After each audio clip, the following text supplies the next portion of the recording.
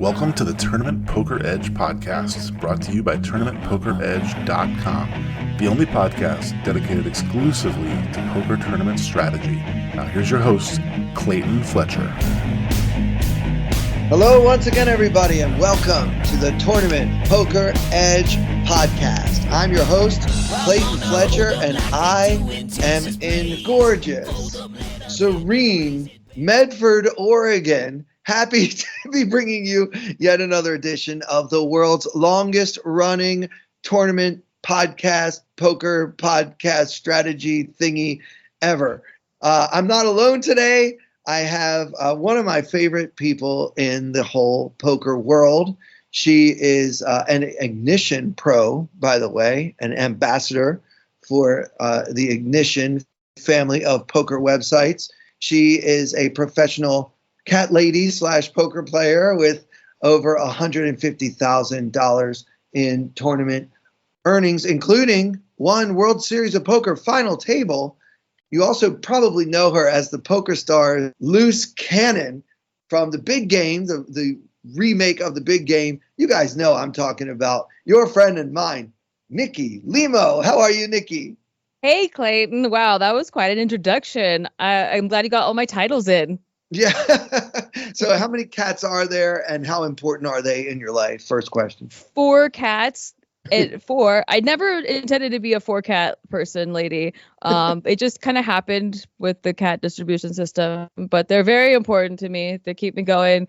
They are just all personality and super. I got lucky. They're like really affectionate cats. Whenever people are like, oh, cats don't like to cuddle, or cats only want you for your food. Like, not my cats. They just are all on me all hours of the day. Could not care less about food. I love them very much.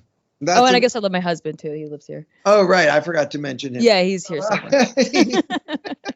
Comedian Steve Green, right? Yes, yeah. That's him. Yeah. So I don't see how anyone could accidentally have 4 cats. Can you elaborate on that? You'd be very surprised. Yeah. So when I moved out of my parents' house when I was 20, 21-ish, I moved to LA, and I always had a childhood cat, and I don't know, just didn't feel like home without a cat. So I did try to find a cat the first month I lived on my own, and I adopted my first cat, Franklin. We lived on Franklin Avenue in LA, and so I named Franklin, and that was cool. It was one cat, like fine, like I'm a one cat person, right? I'm on my own in LA. Living with one cat. Well, then I end up moving in or my boyfriend moves in with me, and he keeps getting attached to this one cat at the farmer's market. This was a couple of years later, and it's like the worst cat. It's like he hisses at everybody, like nobody wants him. And the thing is, though, he's really actually a nice cat. Like, he doesn't ever attack anybody. He just hisses because he's scared. So the lady at the farmer's market's like, well, can you just take him home and foster him, and like until we find him a home, because I'm having him with 9 dogs right now. And I was like, oh man, well, I have a cat at home. I don't know if it's gonna work. And instantly they fell in love. Like, my cat adopted this new cat. Like, they're both boy cats, but they love each other. Like, they give each other baths. They just like absolutely love each other. So I couldn't separate them. So, okay, now we have 2 cats. Well, then me and my boyfriend broke up, or ex-boyfriend, broke up, and we didn't want to separate them. So I kept both the cats, moved in with my new boyfriend, who's now my husband, and went for years with 2 cats. And then in the pandemic, we decided to foster kittens, because I was like, oh, I'd like to give back to the organization that helped me out so much with my cats that I love so much. And we fostered a litter of kittens with a mom cat, and we fell in love with 2 of those cats, the mom cat and one of her kittens, and couldn't part with them. So now we have 4 cats. Classic story. Yeah. Time tells us time. Yeah. And now you have 4 cats. We're also, while we're recording this, to be released this coming Friday, we're actually live streaming the recording on twitch.tv/Clayton Comics, something I do sometimes, but not all the time. Usually when I have a really interesting guest like you. And we have the ability to get real-time feedback in the chat. And Ghost of M says, cats is greater than husband. Feels bad, man. He picks that too. He knows it. Yeah, I mean, a good husband knows his place. Yeah. You gotta know your role. Yeah. Did he also just kind of show up on your doorstep one day and you fed him some? Yes. Yeah. I adopted him too. I wasn't looking. I didn't want a husband. I didn't want a boy. No, I love him. He's my whole world. He's my soulmate. He gets me. We're just like so on the same page on like a life values level. And it was actually him that fell in love with the second two cats. Like I was holding strong. I was like, we are not adopting more cats. So you could say that he got two cats and I had two cats. And then we came together. That doesn't sound as crazy as like one person having four cats. Right, right.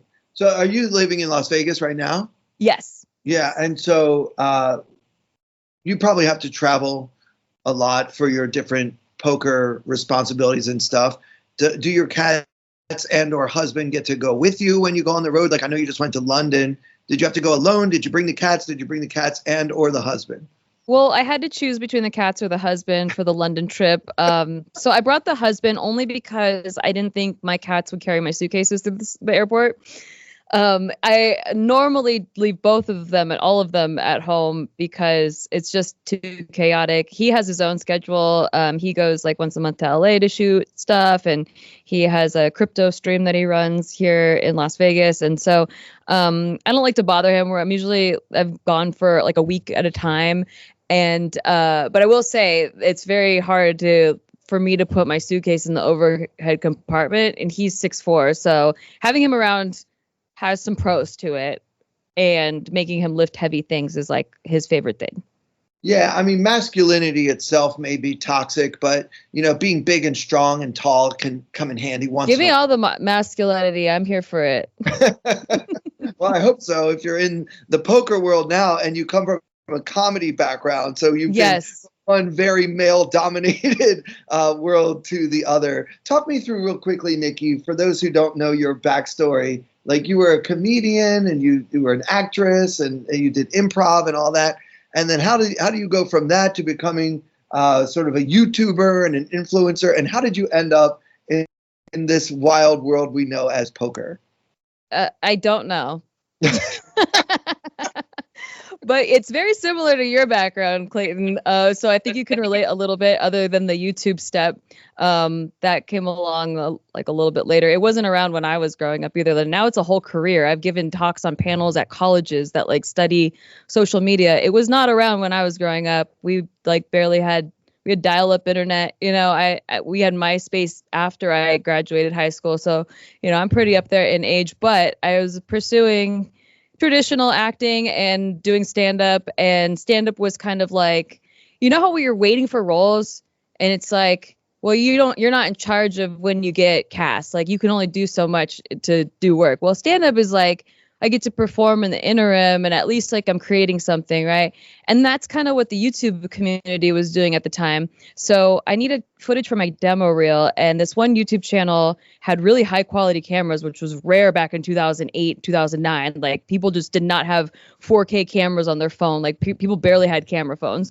So like having someone with a good camera was like crazy. And then they were doing comedy sketches on YouTube, which at the time, people were only sharing like cat videos. Like it wasn't like the whole platform it is now. It was like sports clips, cat videos, and then these new channels were kind of revolutionizing the space by doing narrative content. And I wouldn't say the sketches were great. They weren't that good, but I cared about the camera quality and like having just little clips of me being funny so I could put it together for a demo reel. Well, anyway, fast forward, that channel became one of the top 100 comedy channels on YouTube. They teamed up with other top 100 comedy channels on YouTube. At the time, like having 100,000 subscribers were like a really big deal. And all these channels had like 100,000 subscribers, and they got together and they made a super channel. It's called Maker Studios. And I got passed around as an actor on all these different channels. They all had huge audiences who pushed their audience to my channel.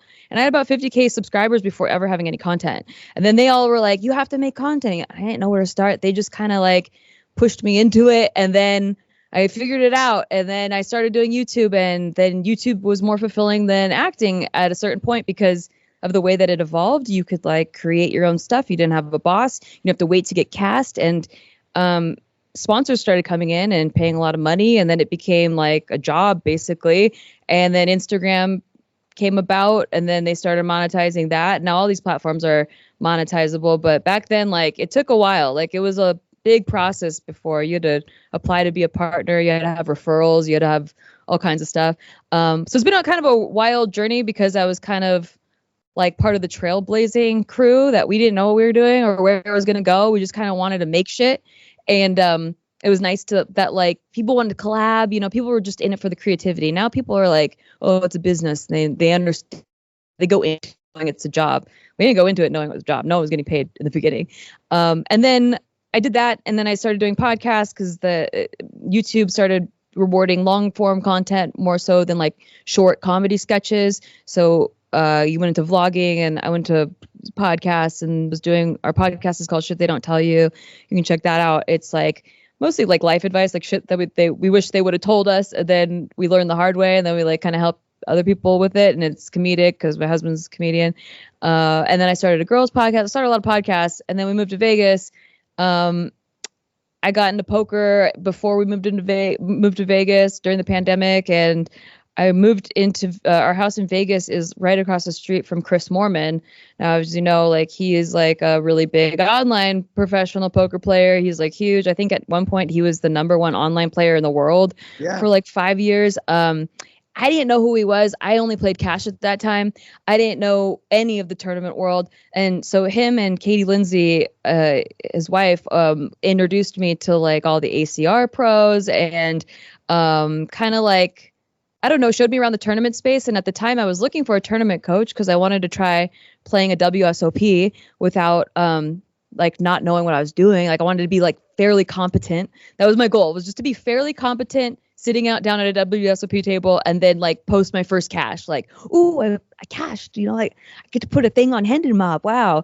And the second event I played at WSOP, I final tabled for a 6-figure score. It was a $600 tournament. And so it's kind of like a wild ride. I just kind of get slammed into things. Like I was here to just do podcasts and then I got slammed into poker and then everything from there kind of just snowballed. I got really into playing tournaments and switching off between tournaments and cash and meeting a lot of people. And then in the poker space, they are just now starting to do a lot of content. And that is all I know how to do. That's like my only skill set is making content because I've never had a real adult job. I've only been a YouTuber for over a decade. So I was like, okay, well, I could help out there. I can make content. What do you guys need? And just started making poker content with poker.org and did some commentating with WPT and then Poker Night in America and then Bally. And it's similar to the YouTube story where I just kind of got passed around to all these different poker companies, kind of like, oh, yeah, I could do this. Oh, all right, I'll help you out there. And then it just evolved. Heard they were doing a shootout tournament. It was a free roll shootout tournament they were bringing back NAPT last year. And I was a huge fan of the big game. And you could play this free roll shootout tournament and have an audition to be the amateur poker player at the relaunch of the big game. So I did that last year and I got cast as the loose cannon. It was a dream come true. I was playing high stakes poker with Phil Hellmuth and Jennifer Tilley and Alan Keating. And basically everything I've ever done, I just kind of like Mr. Magoo'd my way into. Like I wasn't really trying to go there. I just was like, oh, what's this? And then ended up there. Yeah. And now here we are. I've been traveling the world, working with companies, playing poker. I recently just got back from London 2 days ago. There was PokerStars put on a women's winter festival, the very first of its kind. It's like a whole series of just women's events. Yeah, I saw so much about that on Instagram. Obviously, being heavily involved in poker, I'm seeing everything on my feed, like all these women I know from poker, and they all seem to be in London at the same time. And then I realized that PokerStars had actually put together a women's only festival. And this is the first of its kind in that, of course, we have the women's event every year at the World Series of Poker. And then all the other casinos also do like, oh, let's do a little something for the ladies, like ladies only event, whatever. But this was a whole festival. And what was it like just being in this female-dominated poker festival? What was it like? It was so different. Like, it was just a crazy energy. Well, one, people were singing, like, while playing poker. It was definitely, like, more lively, like more chatty at some points. For better or for worse, some people don't like chattiness, but like it was nice. I mean, I feel like for the most part, women tend to be more social. So there was just like, yeah, it was really lively. Plus it was in England. So those Brits over there, they're pretty lively. They get a few pints in them and they get lively. And it was at the Hippodrome Casino, which I'd never been to before. It was beautiful. Very like old structure. It was an old theater. So it was where Charlie Chaplin used to perform and Houdini. And there's just like a lot of history with the theater. But PokerStars was always really nice to ladies. They had just done the NAPT here in Vegas. So I was at that. And for the women's event, we were trying to change like the labels for these now, but like the women's event, I know I was whatever. I'm a lady too. So the women's event, they gave us like, they had free tacos. Like we had a whole taco day. It was like catered. It was really good tacos too. It was like really nice. Just a whole setup. There were like drinks, like, I don't know. It was just, they did it well. They treated us really nice at the women's event. And then this was just almost like extrapolated from that. It was just a whole week of that women's event.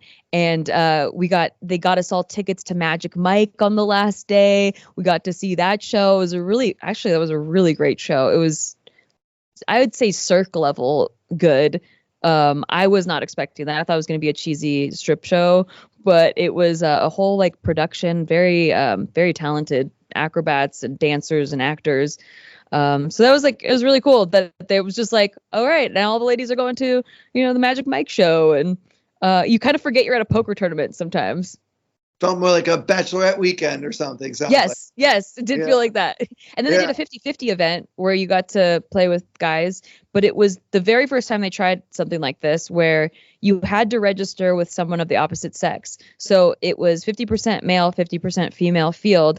And I think the experiment was, and this is a very small sample size, there was like 180 people total, but the experiment was if the field was level, like if it was exactly 50% male, 50% female, who would make the final table? Because, as you know, it's always like women are about 5% of the field. So if a woman makes the final table, it's kind of a bigger deal than, if the whole field is women. But what if it was 50-50?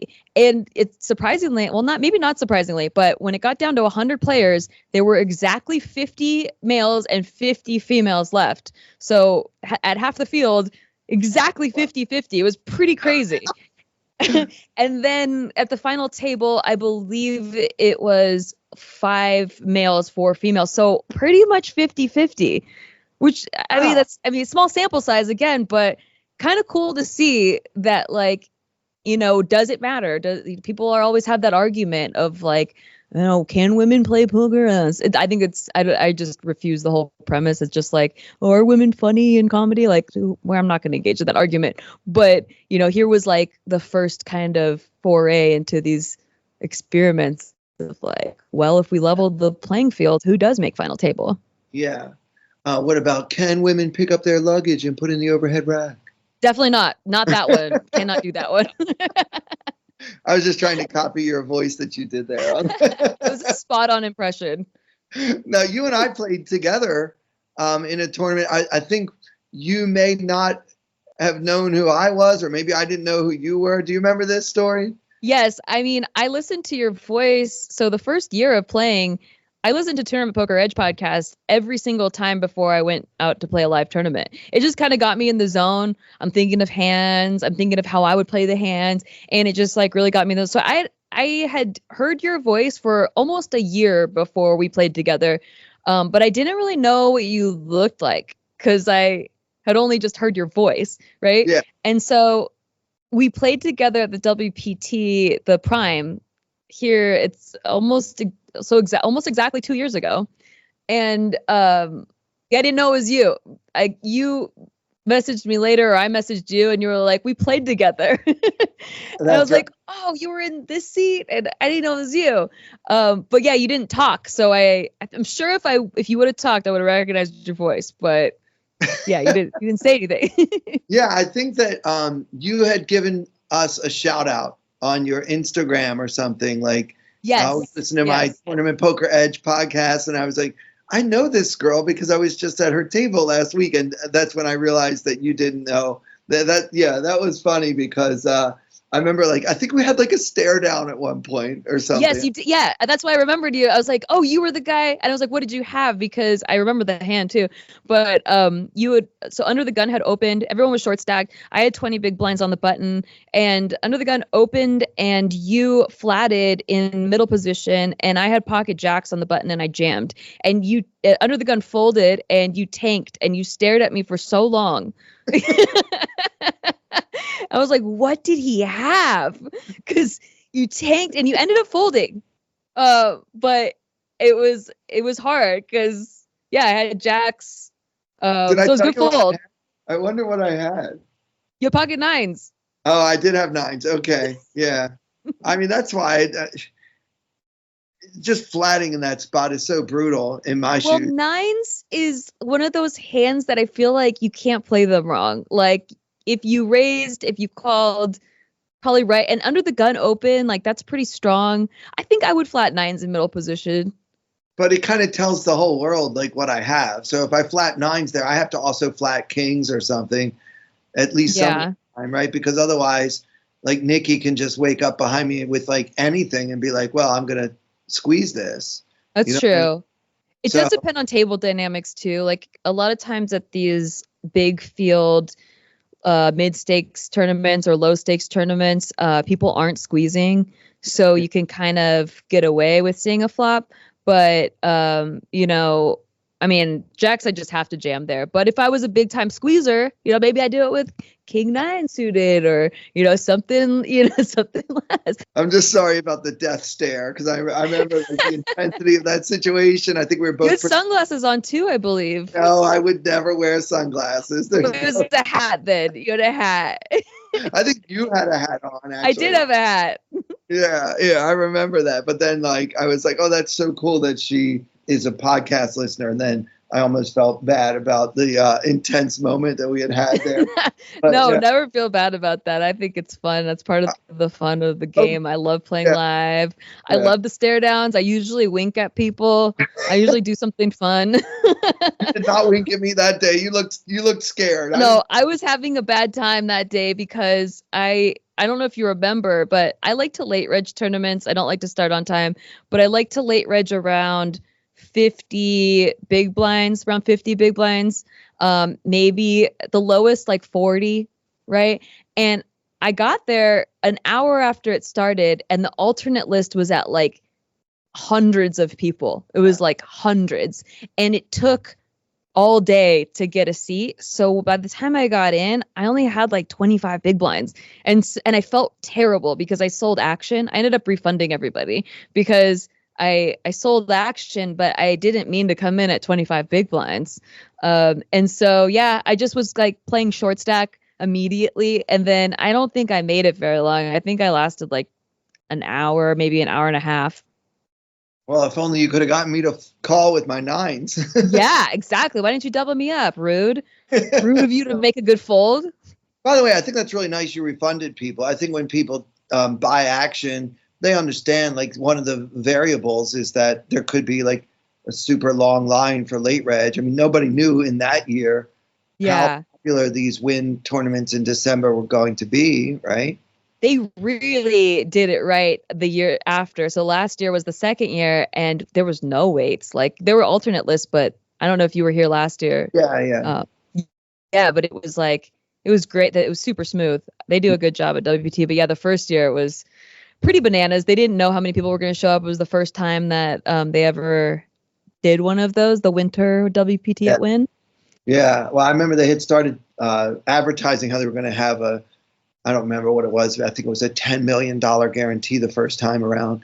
And talking about that during the World Series, because they were advertising it in the summer, come back, we're doing this thing. And I was like, oh, I mean, look, I love the Wynn. You live in Vegas, the Wynn is the best in town. And, I constantly, they don't sponsor the podcast, but everybody thinks they do because I'm just constantly singing their praises on. Yeah. If any of the listeners played at the Wynn regularly, you would shout out the Wynn all the time too. They really just do it right. Drinks are phenomenal and they're free. Not that you should be drinking a lot, but sometimes you have a drink and it's like top notch. The service is top notch. Yeah. The venue is top notch. Even just playing a daily there, you're like treated like a queen. No, it's first class all the way. Those guys do a great job. So shout out to the Win. And let's do a shout out to Magic Mike. My friend Jackie Marfuji is the MC. Oh, nice. In Las Vegas. So I actually saw that show and I thought she was phenomenal in it. So I'm sure that the British version was just as good. But yeah, that's a great show to go to. Even if you're just a regular straight guy like me, you can. Yeah, it was just a great show, right? Yeah, it's just a great show. All right, so let's talk about Ignition. What's going on with you in Ignition? Oh yeah, so they signed me right before the World Series this year, and it was just to do content. I think they, want to get into the content game, the influencer content creator, just kind of exploring that. And so I know they had like taken on a couple people the year before and kind of tried to play around with streamers, but now they're going for more of the comedy sketches and more gameplay clips, but also, focusing on comedy sketches. So it was me, Sethy Poker, Casino King. There are just a couple people that were doing, more comedy based things. And I actually was pretty thankful for the push because I'd been kind of wanting to do more comedic poker content, but not really knowing where to start or how or whatever. And they just kind of pushed me into like, well, if I'm hired to do it for them, then okay, then yeah, now I have to do it. And it's been really great. Like, it's been really fun, like experimenting with different formats. They the reels are what's the hot thing right now. Like, I don't know, I've been on YouTube for so long and it's gone through so many iterations, but now the vertical content has kind of taken over. And I like it because it's back down to short form where I feel like comedy does way better in short form than long form. And so, just doing reels and shorts with them, some gameplay clips. But yeah, that's really it, is just making content, doing giveaways. We do giveaways on Twitter. So if you follow me at Nikki.Limo, I think we're doing a giveaway. I do one a month. But tomorrow I draw a winner for the Thanksgiving giveaway, and it's $100 tournament ticket. So we do giveaways all the time. They're very generous with their giveaways. I feel like they are the first company I've worked with where they don't give me any notes on anything I do. They just kind of let me do whatever I want with my content, which is nice because sometimes you make a piece and you get 1,000 notes and it's not even the same piece anymore. So yeah, I appreciate them for that. And it's just been fun working with them and making content, exploring new things. That's very cool. I mean, I find it's difficult to make poker funny sometimes. So it does kind of exercise, because to me, there's sort of two different parts of my brain. And so when I try to be funny here on the podcast, or when I'm doing commentary for the World Series or wherever else, I have to think about, okay, but they didn't hire me because of my poker ability. Let's be honest. Like, they could have gotten Chris Moorman or somebody if they wanted like a poker expert.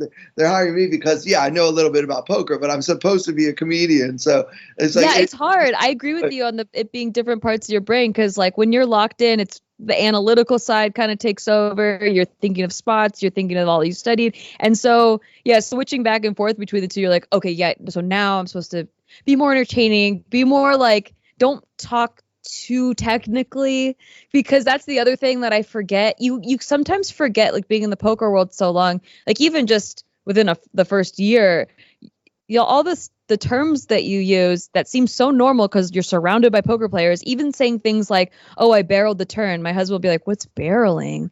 Like, just things that you wouldn't even think about. You forget that, like, even when I think I'm talking so simple, like the layperson doesn't really know what I'm saying, or it gets very complicated to them. So I have to kind of constantly remind myself to, make it more simple. Yeah, I was funny.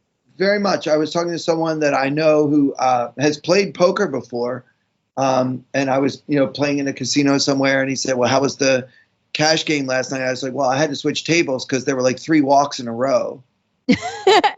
And he was like, what do you mean people were walking away from the table? Like, he didn't understand. He didn't have played enough poker to know that walks means nobody entered the pot, you know? Aww. I was like, I'm sorry. I didn't mean to, like, use terminology you don't know. But yeah, that's another thing. Sometimes commentators are doing commentary that would be great if you knew that everybody in the audience were poker experts. But a lot of people who consume poker content are much more casual than that. And they need, it's the difference between, like, if you're watching football on TV and they put, like, all of these, like, next gen statistics on the screen when you don't even know what illegal motion means. Like, you're over my head, like, talk down to my level, but also make it entertaining for everybody else too. It's not an easy job at all. No, because then, like, the things that appeal to the niche that you're, like, in the poker world, it's like, well, I wouldn't say this because, like, you would say it like this, but then, so if you're appealing to the poker nerds, then you're not appealing to the general public, but the general public is the one that's going to share it. And you really just want, like, more poker people to come in. You want to have more players join the game. And if you, like, overwhelm them with your poker terminology, like, they're going to be scared. They're not going to want to join the game. So ultimately, we want to grow the game. We want to expand the game. That's what it's all for. That's what all these content creators are, getting signed as ambassadors for, is to grow the game, because they're appealing to more of the general public. I think Sethy Poker does a really good job at that. He appeals more to the home game crowd. I don't play a lot of home games, so I talk more to, like, the 1, 3, 2, 5 cash game crowd, and still, like, it's more, recreational players. But it's nice to have my husband that he doesn't play poker at all, so I bounce things off of him. Like, can you understand this? Like, does this make sense, or is this, like, do I think it's really funny and it's way over your head? And he's a good sounding board for, like, oh no, this is good, this is funny, I get it, I get the joke, or I can fill in the context of what you're saying and it's funny. So yeah, that makes it resonate. Yeah, that's the key. But what we all have in common is that we do like to laugh. So comedy is a great unifier, whether I'm, like, high stakes reg or just somebody that occasionally watches a poker video on YouTube or something. We all like to laugh. So if you can make it funny, you can reach a wider audience. So I think that's a great strategy by Ignition, and very smart of them to bring you on, because you are hilarious. Oh, thank you. Well, now I feel pressured. I'm a very serious person, so don't expect anything, listeners. I'm about to get really serious in this episode when we talk about hands later. Yeah, if it gets too serious, I'll just get you talking about your cats again, and we'll be back where we want to be. Yeah. Actually, the sign in the background, I don't know if you can see it, but that sign, it was from a YouTube comment, or maybe it was a Twitter comment. I don't know. It doesn't matter. But I took myself too seriously one time. And sometimes, I try not to respond to comments or negative comments or trolls or whatever. You're not supposed to feed the trolls. But once in a while, like once in a blue moon, they get me. And I responded, and it was just a long response. This was like maybe 8 years ago. And the comment right away underneath that was, LOL, it's not that serious. And it just made me like, oh, it's not that serious. Why am I taking myself so seriously? So I have that as a sign in my room, in my office, because, like, whenever I get stressed or I'm overthinking or I'm, like, trying to make something perfect or whatever, I just look at that and it's like, LOL, it's not that serious. Yeah, totally. True. We live in a make-believe land. Like, we play a game for a living. Like, that's what we're discussing right now. It's like grown adults, like, playing a game for a living. It's not that serious, right. But it is. It's a card game, but it can change your life. So it's a little bit serious. Yeah, but I know what you're saying. I agree with you. My friend Jamie Lee, she's a really wonderful stand-up comedian based in New York. She was one of the writers and stars of that show on Apple TV. I'm really bad with names of TV shows, but it won like 1 million Emmys. I can't think of the... Was it Severance? No, that was on HBO. The big show on Apple TV. It's a guy's name, and it's like, I'm just drawing a blank right now. It'll come to me when I stop thinking about it. Okay. But anyway, the real point of the story is Jamie Lee, a wonderful comedian, and early on in her career, she had a YouTube comedy clip go viral, and she told me when I did something that got put on this website called College Humor. Oh, yeah. You remember College Humor? Yes, I remember College Humor. So I had a clip on there, got like 400,000 views or something. And Jamie Lee told me, whatever you do, Clayton, never ever read the comments. Yeah, it's good advice. It's really good advice. And also be careful what you wish for. Like people, I feel like especially the newer content creators, they're just obsessed with having something go viral or like getting lots of views. But whenever you have something go viral, that means it's going out to the general public that have a lot of different opinions. They may not understand things very well. They may not be like on the level of whatever you're trying to say. And they got a lot of really weird things to say to you. And so, yeah, you're going to get a lot of feedback from people that have no idea who you are. And it could be a really big awakening to like, oh, okay, well, that's what it means to have a viral piece of content. Oh, absolutely. It is very, it'll wake you up for sure. Yep. Now it's kind of driving me crazy trying to think of this name of The this show. TV show. Yeah, I never actually watched it because I'm a terrible friend. Aw. But yeah, I don't know. I don't get into like TV shows and stuff. There's only so many hours in a day. Yeah, that's how I feel too. And there's so much content these days. It's like it's not just TV and movies anymore. It's like 1,000 different platforms, short form content, long form podcasts, all kinds of just a lot of things that can take up your day. Absolutely. It's got Jason Sudeikis in it, if that helps. Oh, is it Ted Lasso? The guy's name, Ted There Lasso. we go. I can just picture all my listeners at home screaming at their iPad. Ted Lasso, you idiot. What's happening? All right, we figured that out. Yeah. So anyway, she's one of the writers and she had Wow, that's a huge one. Yeah. So yeah. And she's got Emmy awards and everything. And I'll just always remember because we came up together in the New York City stand-up comedy scene many years ago, and she told me, don't read the comments. Yeah, no, it's not healthy. I really like when I upload content, even now where I'm not even being a content creator consistently on like my personal YouTube channels. But I'll post a piece of content and I maybe reply to the first 2 or 3. They're usually like the loyal people that know you, like your actual audience. And they're very supportive. I respond to those and then I don't look at it ever again. Like I never go back to it. Never read the comments. I don't want to know. Yeah. It's out there. I put it out there. It's my baby. It was released in the world and that's all. There's nothing else to do.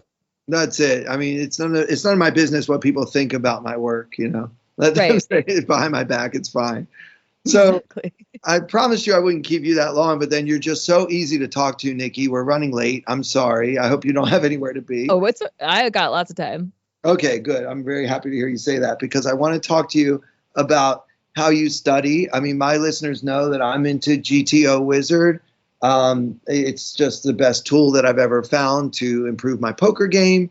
I can practice different spots. I love the drills. They have the heads up. You can play against a real life opponent. Now they've got all these different features. They're constantly updating it. And that's what I use to get better, along with listening to podcasts like this one and Thinking Poker and some of the others. So what about you? GTO Wizard, are you familiar? GTO Wizard 100%. It's like changed the game, really, like made it way more accessible because, you used to have to pay a lot of money for a sim and it would take days to go through a spot. And now it's very easy for, someone that is trying to go from being a recreational player to being maybe more of a studied reg or a semi-pro or whatever. It makes it really easy to break down the study and in many different ways, like you were talking about. I personally like to do 200 hands every morning against a sim, and I do all spots. But if there's a particular spot that I'm working on, like let's say like right now, currently, I want to get really good at the 20 to 25 big blind pre-flop range, like from different positions, because if you even change one little thing, it's like one big blind difference. It's like the difference between a shove and a call, or a shove and a fold, and your position. It's just everything changes by just the smallest hair of something being different. So maybe I'll do 200 hands of just 20 big blinds to 30 big blinds. From just pre-flop. But I usually like to play full hands, and then I really like that it scores you. So it'll be brutally honest with you. And then I kind of look at where my mistakes were made and go over like why, or like maybe come up with some heuristics so that I can, and you're never going to be in that exact spot again, but you can kind of look at the board texture and heuristics and the action that happened and put together like, all right, when those spots come up, this is a general thing. I more so want to be calling here than for betting or whatever. Yeah, we were actually playing with this a little bit before we started recording today. Here on the live stream on Twitch, I like to show my listeners and my Twitch viewers how bad I am at GTO Wizard. Like, let me just go through and let's just see how much more I have to learn about poker after all these years playing and, thinking that maybe I'm pretty good. And then these computers just show me how little I actually know. I mean, some of the spots were just, it's a little humbling, a little embarrassing sometimes, but that is how you improve. And really it's about figuring out what the solver is telling us. You're not going to be good for you for going into it though, and not just being, stuck in your ways of, oh, I'm old school and we do things like this, because the game is evolving. And I would say it's almost harder for you who's been in the game for so long than it is for maybe someone like me who just came in a couple years ago. And the way I was introduced, the first book I read, very first poker book I read, which wasn't even a game on or a book on strategy. It was The Mental Game of Poker by Jared Tendler. But the first paragraph was talking about maybe you have to get better at hand selection. It was like, as an example, maybe this is why your win rate is suffering. And I had never heard of what hand selection. I was brand new. I was like, well, hand selection, what's that? And then he suggested using a solver, and he suggested 2 solvers. And I had never heard of any of this, but I was introduced to with a solver. Whereas many people for years, decades, you didn't have that. You didn't have access to a solver. And it definitely, when they came about, they weren't very accessible to you. They were thousands of dollars probably. Kind of like the camera equipment stuff with YouTube back then when I was trying to get demo footage. So it's like, I feel a little bad for people that have to relearn the new evolution of the game. And then there's also live versus online, whereas the online players are really well versed in these technical skills. And the live players you'll still find a lot more who are playing an old school way. So, I think it's good to have both skills. I think reading people is something you probably picked up a lot, with all of the live skills that you've gathered. And now I think the technical skills, you just brush up on them, and it's probably easier to teach that than the intuition part. Yeah, I agree. I mean, you can't really teach intuition. It's just, all the hours I've spent at the table, girl in the hat trying to figure out if she's got jacks or not, That poor girl. Yeah, I didn't mean to like ruin her life, but I was scared her off. Just trying to figure out if my nines were any good. That's all. Nothing personal. But yeah, I think that that's part of the live game. And so like if in my head I was like, well, the solver calls here with nines. Yeah. Yeah. True. But if I'm looking at you and I'm like, she's got nines beat, I can feel it. Something about the way she's blinking or holding her breath or whatever. Yeah. And also just in the live fields in general, people just aren't the ranges are different. Like the solver is using a GTO range, but you have to adapt for maybe playing live, the guy that's folding every single big blind or folding every single button, opening 20% of hands. He's probably not 3-betting like crazy. He's probably very strong when he 3-bets. His range is not the GTO range. So you can adjust to that and deviate from strategy. But I do like knowing, as a baseline. And I think GTO Wizard is really good at here's what your baseline strategies should be. So if you're deviating, it has to be because someone is overfolding or overcalling or they're overdoing something and they're making mistakes that you're exploiting. But people always have that argument. I've talked to old school players that are like, well, if you're doing GTO, then you're not going to be able to win at these live games because it plays way differently. And it's like, well, no, GTO gives you the baseline so that you know when to deviate and that you can see where people are making mistakes so you can exploit. So exploitative poker is it goes hand in hand with learning GTO strategy, actually. Yeah, I mean, you got to learn the fundamentals so that you know what you're deviating from. If you want to learn to be a world-class modern dancer, I'm still going to start you in fundamentals of ballet class. If you want to be great at piano, sure, you can learn jazz someday, but first you got to play a C major scale, Mm-hmm. like anything that has an artistic component, a creative component to it, there's a fundamental science behind it. And I feel like that's what poker is. It's like we've got both art and science here together. Yes. And so that's what makes it so fascinating to me. I don't think I'd be as fascinated with poker if just I could learn the GTO solution to every spot and be perfect and never lose. That's not interesting to me. What's interesting is I agree 100%. Yeah. Well, we're cut from the same cloth. Yeah. So did you use GTO Wizard solutions when you were playing in the Women's Winter Festival in London?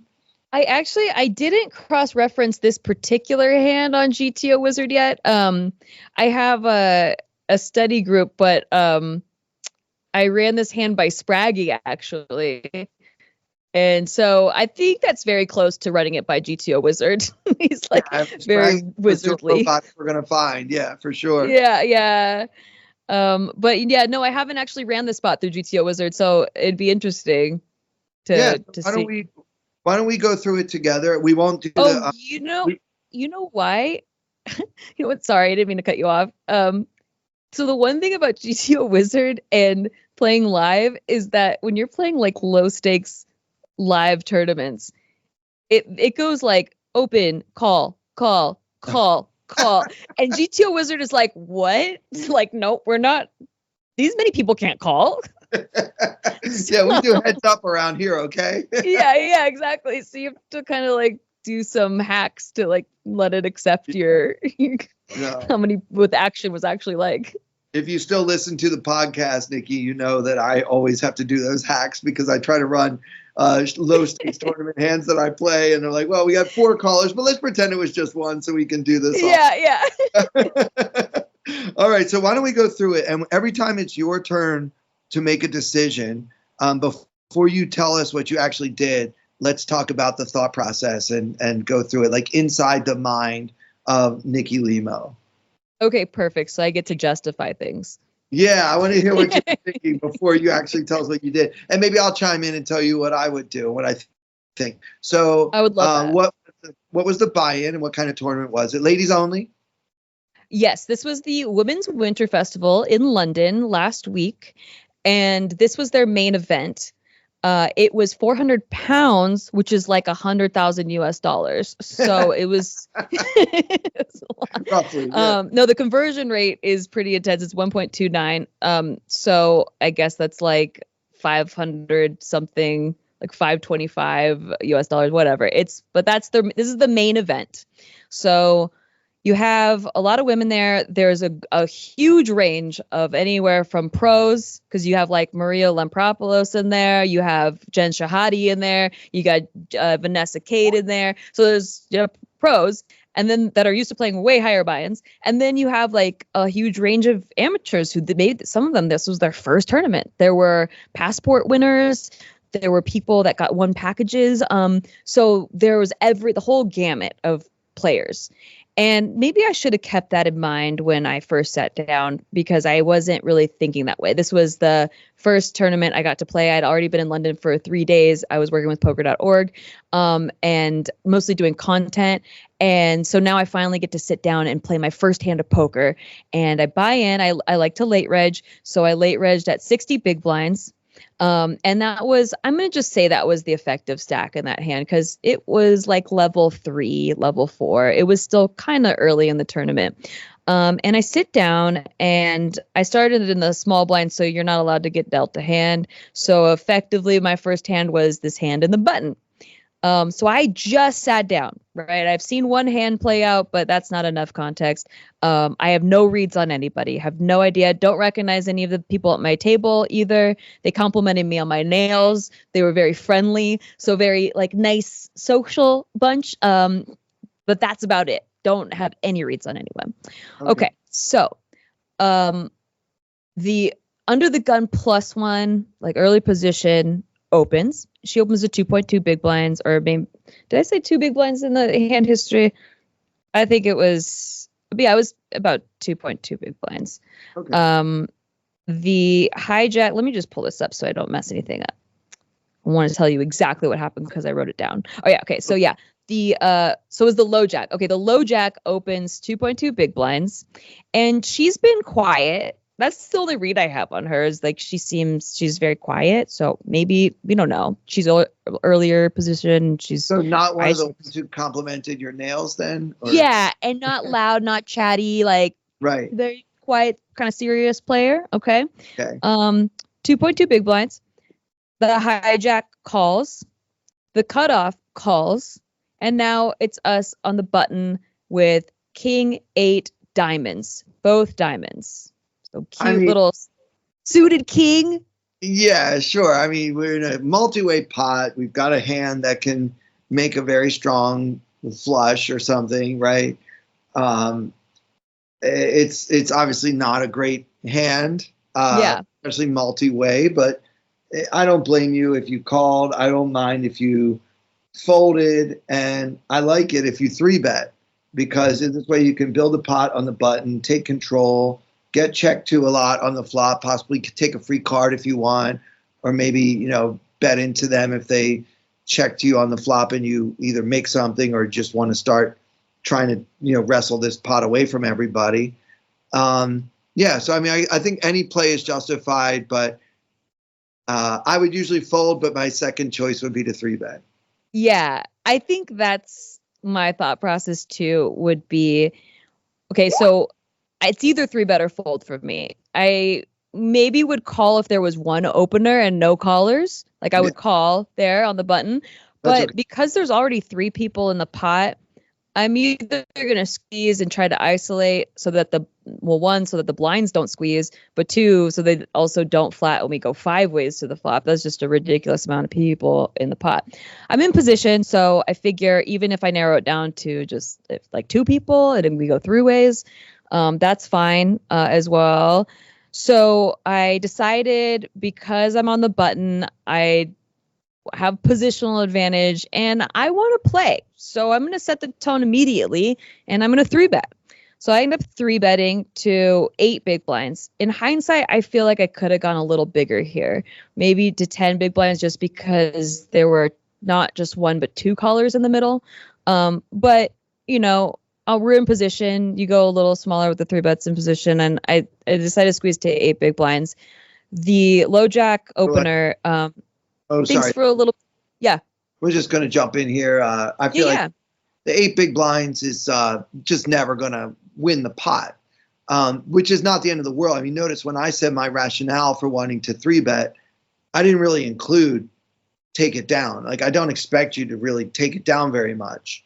This pot's been opened and then lots of people called. Like, it's very, very unlikely that your squeeze is going to, quote unquote, work, in the sense that everybody's just going to fold, right? Right.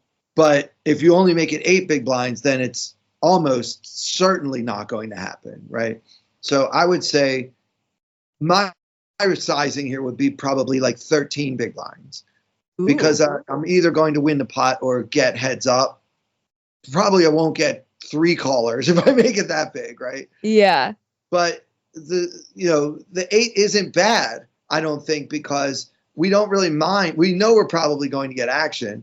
And now we're just building a pot, and then we're going to have some maneuverability after the flop. Right. With 60 big blinds, we want to put in 8, which leaves us with 52 more big blinds to kind of play with post flop. So I don't mind it, but I prefer a little bigger so that I have some chance size of, like narrowing the field or maybe occasionally taking it down. But for 8 big blinds, there's no way you're taking it down. We're going to see a flop for sure. Yeah. So I guess in my thought process, I didn't want to take it down pre-flop, because if I did that with kings or aces, I wouldn't want to take it down pre-flop. I would want at least one person to call. And I thought maybe they would be a little tighter to like a 3-bet, because live ranges tend to be a little tighter with 3-bets. They don't, they're not firing 3-bets often. As you could see, there's like 2 callers already.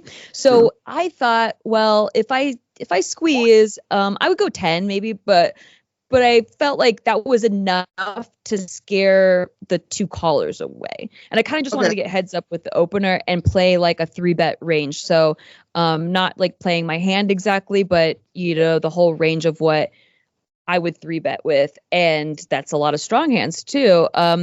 So yeah, I guess I wasn't thinking about taking down the pot, but that is like, yeah, why not? Like there's already so much money in there. That would be profitable as well to take down the pot. And maybe now that I know that people are going to call the 3-bets, maybe I would go bigger with my aces and my kings and my queens and stuff. So good to know. This is our first hand data. We squeezed to 8 big blinds. The low jack tanks for a little bit and then calls, and then the high jack calls, and then the cutoff calls. So nobody folds. The blinds folded, but nobody that was already in the pot. I'm not surprised by this at all. No. Like once a couple people call or once one person calls and they're like, well, now I got pot odds. I got to call. I just did a sketch on pot odds, by the way, but it was more for cash games than tournaments. Tournaments, we got the ante in there. There is like quite a bit of chips in the middle. Anyway, so we're going 4 ways to the flop. Nothing worked. We didn't isolate. We didn't take it down. We just bloated the pot, which is the opposite of what I wanted to do. I wanted to either isolate or, get folds. So we go to the flop, I guess 4 times. There's 32 plus the blinds and the ante. There's 35 big blind pot. Like this pretty big, like a lot of chips in there, and 60 big blind stack. So the flop comes 7, 4, 3, 2 spades. So 7 of spades, 4 of spades, 3 of hearts. And we have the king 8 of diamonds. Okay, so it's pretty much a whiff. Got none of that. Yeah. Yeah, complete whiff. I mean, my plan on this board would be to give up. I mean, we tried something. Now we have an SPR of under 2. We have missed the flop. We have 3 loose opponents. I'm assuming they're probably going to check to us 99% of the time because we were the pre-flop 3-better. They always check to you, right? Yeah. I'm not going to stab at this. I think I've lost enough chips in this pot, and I don't have much hope of improving. I mean, short of hitting an 8 or a king, right? I'm not going to make the best hand here very often, and I just don't think I want to try to bluff 3 other women in this situation. So I would just chalk it up to experience and say maybe I should not have tried to squeeze this after all. Let's just give up on this one. What did you do?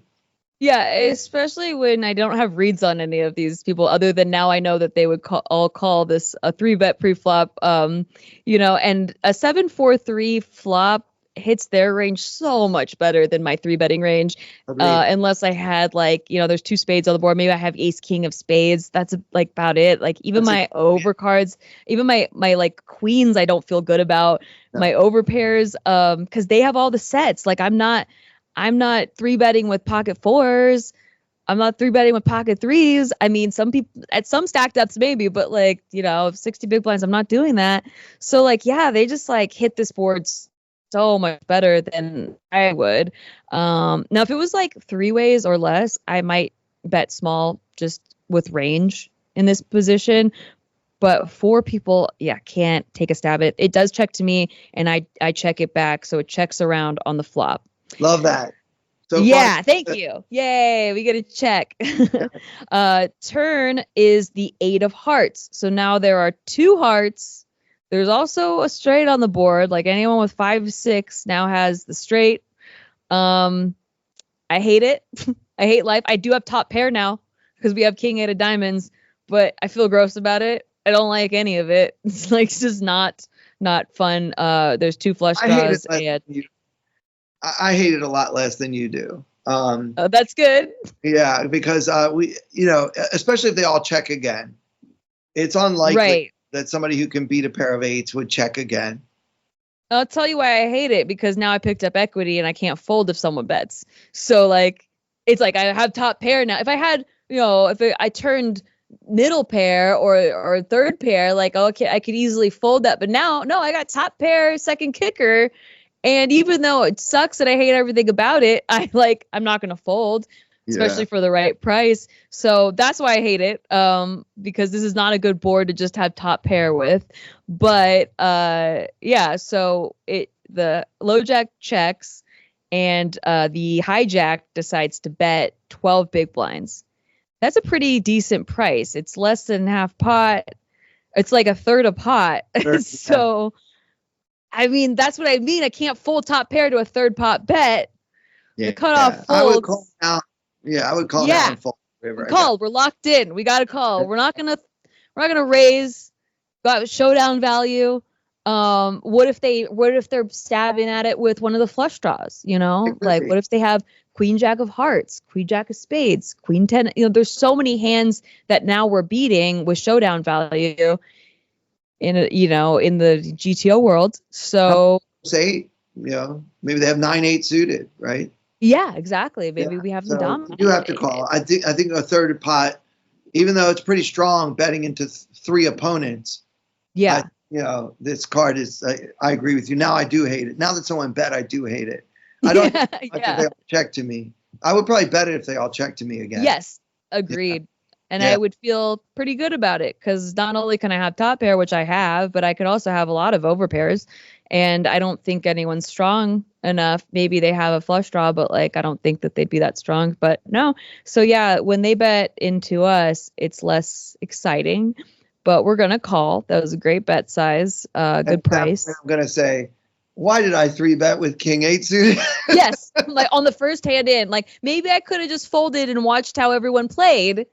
And taking some notes on their playing style first, but now I'm in a terrible spot with women I don't know, in a different country. Maybe customs are different. I know the cash games were way different in London than they are here. Yeah. So why did we do it? Yeah, kind of hating it.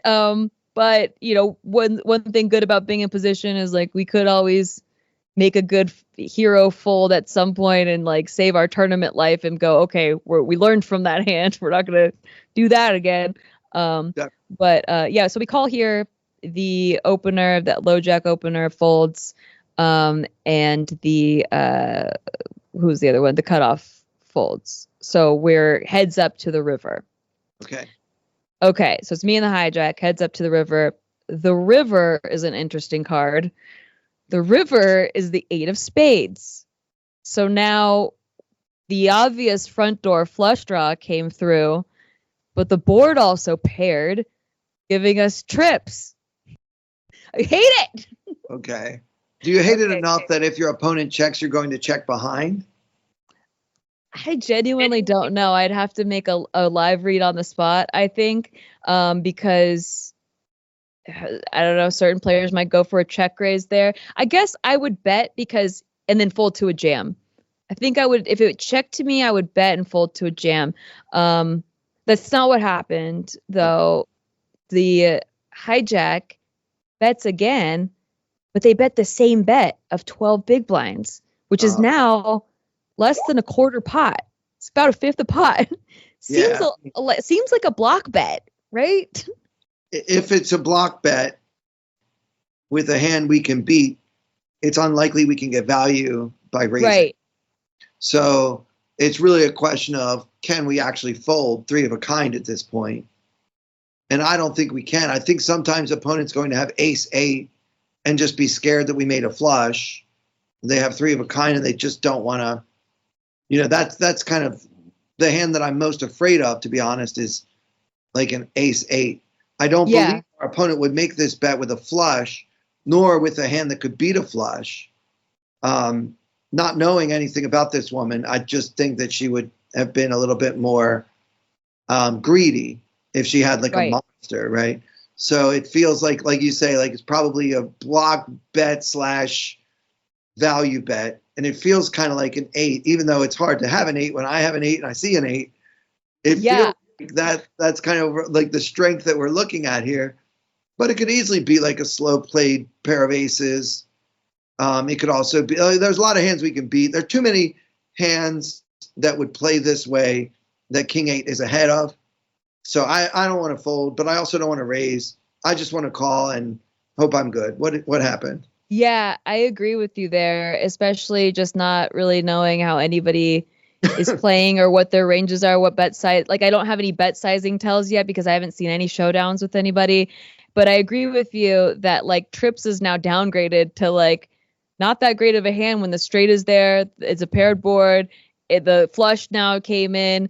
We do beat the heart draw, that came in on the turn where she bet, so like maybe she had a heart draw that bricked. But I think that playing this way, she'd probably give it up at the river. Yeah, so I agree with you. There wasn't a lot that we're beating unless like it is like a 9-8 or like something like that. But I can't fold at the same time. I have trips and it was just a really good bet size. So I did call. I called here. I didn't raise or anything. I called and they showed 7-8 of clubs. So they had top pair on the flop, turned 2 pair, and then boated on the river, which was actually great. Like, I think she played this hand really well because that is a hand that goes well multi-way. So if everyone called pre-flop, I would definitely call with 7-8 of clubs now. You have like good equity there. And then, every street, I think she played pretty well. And at the end there, even though it was a small bet, if I, let's say, hit my flush, maybe I would have raised there. Maybe I would have jammed there. Both have less than a pot size bet behind. Maybe she's hoping that if she bets small and like has a block bet kind of look that I jam with my flush and then she has a boat and she gets me. I think it was just really a really good bet size by her. I think she could have even gone a little bigger. Like if she bet a third a pot, I still would have called. I think she should. Yeah, I think value. I think she should shove on the river. I like the way she played the hand before the river, but I feel like on the river, you just don't have that many chips left. You called on the turn. You could easily have an 8. You could have some other full house. You could have a flush. Yeah, a straight, like. Yeah, a straight. You could have. She beats everything basically now. She beats everything. So that's the point. She beats everything, and there's a lot of hands that you have to call with. Shoves. So I think that she left a few chips on the table. For sure. Good news for you because you were still in the tournament despite losing more than half your stack on the very first hand you played. Yeah. So what I took away from that, even though I do think it wasn't played incorrectly per se, I think that, my bet size could have been better pre-flop. I would maybe check out how people play for an orbit before making a move that's like, we're squeezing with not a great hand, but it's a good move, but it's also like, we don't know how anyone plays yet. Something I learned from that hand. Yeah. I just like to have some kind of fold equity. I think when we 3-bet pre-flop, we want to have some chance of taking it down. I don't expect to take it down, even if I make it 12 or 13 big blinds, but I know if I make it 8, it's just basically a sweetener at that point. And that's what happened. You sweeten that pot for them. See, but if you look at those GTO sizes that the online players are using, they're smaller. And so that is one thing I would say to adjust for live play. You should go a little bigger. I agree with you. Yeah. And I think that part of your experience really helps you play better live because you have to bet size a little exploitatively in live. And do you know, in this bullet of this tournament, I only played 2 hands. 2 hands later, I get pocket 6s and I get a set. Someone calls with they call my C bet with a backdoor flush draw. They hit the flush draw on the turn and I jam and they call and then their flush draw gets there. So it was a backdoor flush draw with now I had like 20 big blinds left. But I got a set. Like both hands I had trips. It's hard to make trips. It's hard to get a set. You referred a minute ago to my vast experience. And one thing I have a lot of experience doing is like sitting down and blasting off half my stack right away. So, well, as you said, we're cut from the same cloth, Clayton. Yeah, for sure. This feels like a hand I would have played for sure. Good. I'm glad we're on the same page. Well, I did listen to a lot of Tournament Poker Edge podcasts when I started. Yeah, don't don't do as I say, nor as I do. Don't just ignore me completely as best you can. Well, Nikki, this has been so great. I'm really happy that you had the time to hang out with me today. Thank you so much for being here. Yeah, thanks for having me on the show. I love this podcast. I hope you go do this forever. I mean, on your behalf, if you wanted to leave at some point, I understand, but I really enjoy listening to this podcast. It gets me pumped for my live poker tournaments, especially when you go over live hands. It's just nice because you don't really get that type of hand histories online.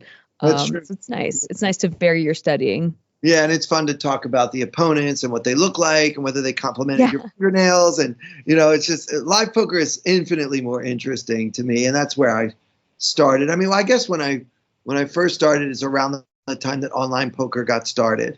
And so I've been playing, since kind of the advent of online poker. But maybe right before that is when I was like old enough to be in a casino playing, live poker. It's so much more fun. Like online, I like the volume. I like that you could play a lot of tables at once, or like you get a lot more volume in. So for practice wise, like just getting more reps in. But if we weren't allowed to play live poker anymore, if they just like banned it tomorrow, I don't know if I would play it. Like I really love live poker. I love getting to know the people. I love understanding like why they're doing the things they're doing and, watching them think through spots. I'm just a huge creeper. Like I like to creep on people and like just stare and watch them play and like pick up on things that they're doing and patterns. I like patterns, and you just get to pick up so much more information live than you do online. And it's fun and it's always different. It's like people. You see so many different types of people from all different types of backgrounds. And I think that's just one thing that's beautiful about the game that I fell in love with, was that it's not just for the nerds. It's not just for the jocks. It's not just for the aggressive people. It's not just for the tight people. It's like the whole spectrum of people with all different psychologies and backgrounds. And I enjoy that playing live. I always try to get people to talk to, just to see how they are casually when they're relaxed and then how they are in like a serious spot.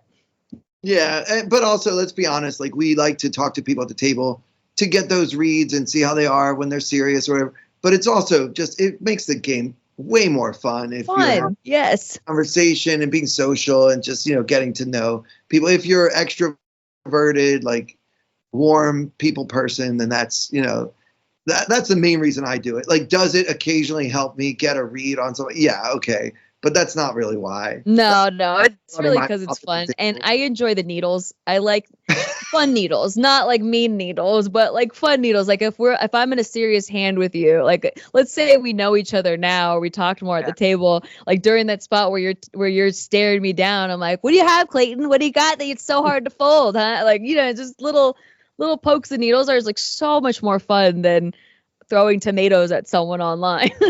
Yeah, it's not the same at all. Same. Well, we may be cut from the same cloth, Nikki Limo, but only one of us will admit to being a creeper. And that's you.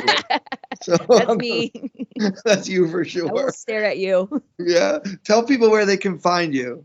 Oh, yeah. You can find me on all social media platforms at Nikki Limo, youtube.com/Nikki Limo. Also, youtube.com/Nikki is my vlog channel because I'm that old. I got my name, just my first name, Nikki. I have a podcast with my husband, Shit They Don't Tell You. I also have been posting a lot of poker sketches on my Instagram and YouTube shorts with Ignition, and also just personally just getting into making a lot more content, and specifically in the poker niche this time. So check it out if you want to have a laugh. Maybe like your game is going poorly and you just need something to shake you out of it, watch a sketch or two and then get back in there and go win, This was so much fun, Nikki. Thank you for being here. Let's do it again soon. Yeah, definitely. Anytime, Clayton. Appreciate it. Thank you. You're so welcome. For Nikki Limo and for everyone here at Tournament Poker Edge, I'm Clayton Fletcher. Thank you so much for listening. I wanna hold them like they do in Texas, please. Fold them, let them hit me, raise it, baby, stay with me. Lock in intuition, play the cards with babes to start. And after she's been hooked, I'll play the one that's on her heart. Oh, whoa, whoa, whoa, whoa. I'll get her heart, show her what I got.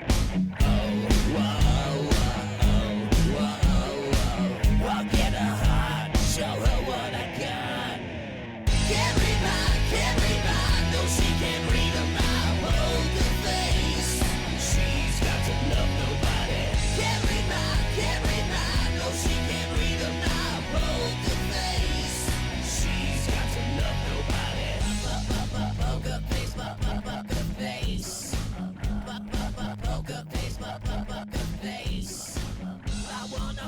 with her, a hard pair we will be. While little gambling is fun when you're with me. I love it. Russian roulette is not the same without a gun.